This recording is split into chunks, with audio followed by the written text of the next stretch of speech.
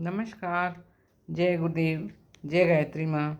श्री राम शर्मा आचार्य वाङ्मय 32 रामायण की प्रगतिशील प्रेरणाओं में स्वाध्याय के क्रम में आज हम पढ़ेंगे पृष्ठ क्रमांक 2.62।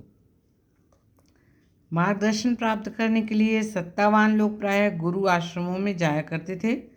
दशरथ जी अक्सर गुरु के पास स्वयं जाते थे। वे जब अपना कोई उत्तराधिकारी न देख विकल हुए तब का प्रसंग है। गुरु गृह गयौ तुरत महिपाला, चरणी लाग कर विनय विशाला। जब कोई महत्वपूर्ण समस्या आती तो एक गुरु का परामर्श पर्याप्त न मानकर अनेक विद्वानों को आमंत्रित किया जाता। राम जन्म के समय ऐसा ही किया गया। गुरु वशिष्ठ कह गयौ हकारा, आए द्विजन सहित नृप द्वारा। इसी प्रकार सीता स्वयंवर के बाद जनक जी के दूत विवाह पत्रिका लेकर अयोध्या पहुँचे और दोनों भाइयों के गुणगान किए। तब भी राजा स्वयं आसन से उठकर पत्रिका गुरु वशिष्ठ जी को देते हैं। तब उठी भूप वशिष्ठ कह, दीन पत्रिका जाई। कथा सुनाई गुरहि सब, सादर दूत बुलाई। गुरु के उपदेश को मानकर ही अयोध्या की प्रजा पुनः पादुका के प्रतीक रूप में मुख्य प्रबंधक भरत के माध्यम से राम जी के राज में सुखपूर्वक रहने को तैयार हुई। न केवल राजा वरन प्रजा भी इन वास्तविक लोक नायकों गुरुजनों का आदेश परामर्श शिरोधार्य करती थी। नगर नारी नर गुरु सिख मानी, बसे सुखेन राम रजधानी। मनुष्य के कष्ट और पतन के कारण संशय और भ्रम ही प्रधानतः बन जाते हैं। शरद ऋतु में जिस प्रकार उद्भिज जीव ठंड के मारे मर जाते हैं, उसी प्रकार सद्गुरु प्राप्त होने पर भ्रम और संशयों का निवारण हो जाता है। वर्षा शरद वर्णन में श्री रामचंद्र जी लक्ष्मण को यह तथ्य उदाहरण सहित समझाते हैं। भूमि जीव संकुल रहे, गए शरद ऋतु पाय। सद्गुरु मिले जाहि जिमि, संशय भ्रम समुदाय। गुरु और शिष्य का संबंध आदेशकर्ता एवं पालन करने वाले का ही नहीं है। दोनों विचार विमर्श करके किसी उचित निष्कर्ष पर पहुंचते हैं और औचित्य के आधार पर गुरु भी शिष्य के परामर्श को स्वीकार करके सराहते हैं। भरत ने जब चित्रकूट चलकर राम को वापस लाने का प्रस्ताव किया तो वशिष्ठ जी ने उसे उचित माना, सराहा और स्वीकार किया। अबसी चलई बन राम जहाँ, भरत मंत्र भल कीन। लोक सिंधु बूढ़त सबही, तुम अवलंबनु दीन। आमतौर से अपने आप दोषों को हर कोई छिपाता है, क्योंकि इससे बात के फैलने और निंदा होने का डर रहता है। लोकापवाद में अपना व्यक्तित्व दूसरों की आंखों में गिरता है, उसके कारण दूसरों के सहयोग में कमी पड़ती है। पर इस दुराव से मन में ऐसी गांठें मजबूत होती जाती हैं जिसके कारण अनेक प्रकार के शारीरिक और मानसिक रोग उत्पन्न होते हैं। साथ ही उन दोषों का निराकरण का उपाय न होने से सड़े मवाद की तरह वे भीतर सड़ते रहते हैं और अंततः भयंकर अधःपतन के रूप में प्रकट होते हैं। इसलिए आंतरिक दुर्बलताओं को समझने, उनके दूरवर्ती परिणामों को देखने के साथ ही निराकरण निवारण का उपाय जानने के लिए किसी उदार ज्ञानवान मार्गदर्शन की आवश्यकता पड़ती है। मानसिक चिकित्सक की तरह जो उदारतापूर्वक दुर्बलताओं को सुन सके और बिना घृणा भर्त्सना किए उस विभीषिका से छुटकारा दिला सके। उसके सामने गुप्त से गुप्त और घृणित से घृणित मन स्थिति को भी कहा जा सकता है। उनके द्वारा लोकोपवाद फैलाए जाने की कोई शंका नहीं होती, वरन गुत्थियों को सुलझाने में ही सहायता मिलती है। वस्तुतः गुरु ही ऐसा सच्चा मित्र है जिसके सामने बिना किसी दुराव के सब कुछ कहा जा सकता है और बदले में सुधार के लिए विवेक रूपी उपचार किया जा सकता है। संत कहाई यस नीति प्रभु, श्रुति पुराण मुनि गाव।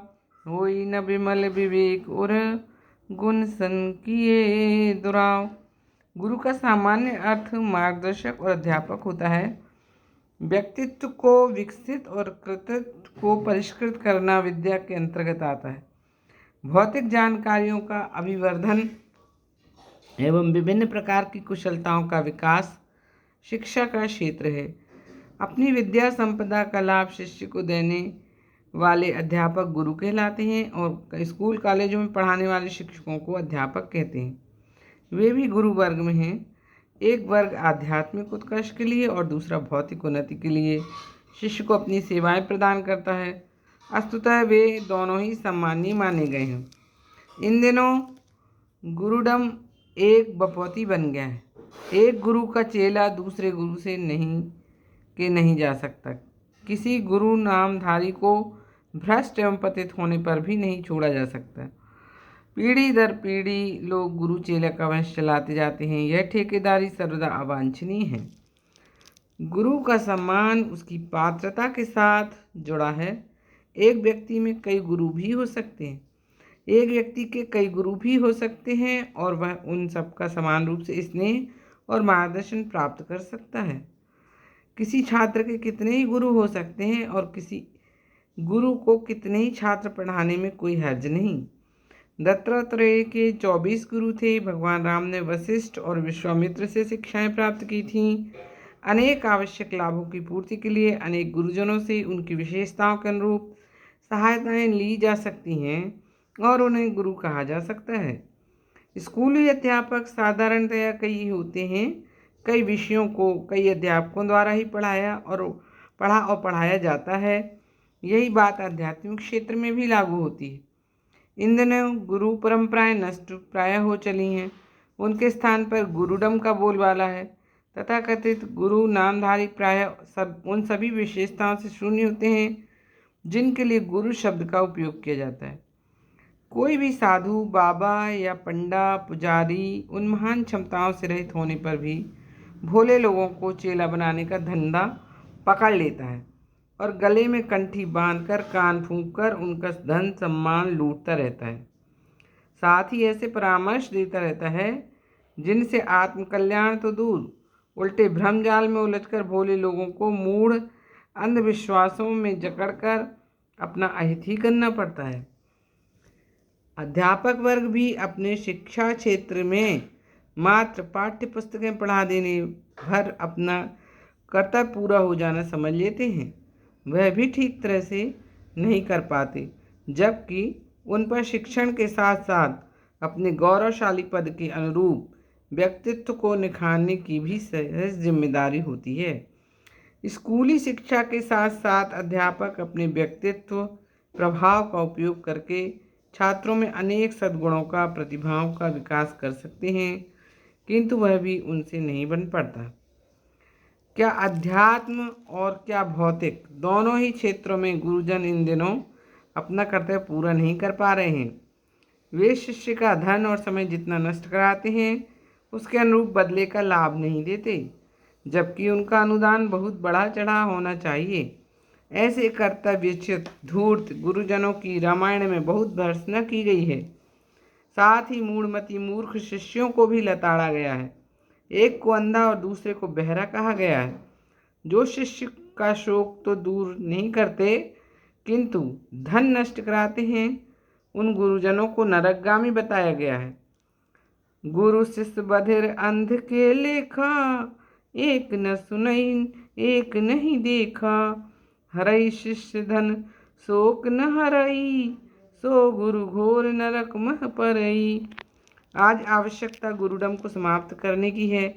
उसके स्थान पर गुरु तत्व का पुनर्निर्माण किया जाना चाहिए और पात्रता के अनुरूप उनके वर्ण तथा सम्मान की मर्यादा रहनी चाहिए। अंतरात्मा में अवस्थित गुरु तत्व को प्रखर होना चाहिए। अध्यापक वर्ग को शिक्षा कर्मचारी से आगे बढ़कर छात्रों के चरित्र निर्माण में योगदान देना चाहिए। रामायण में गुरु परंपरा इसी स्तर की है। उसी का पुनर्जीवन, पुनर्जागरण इस युग की महती आवश्यकता है।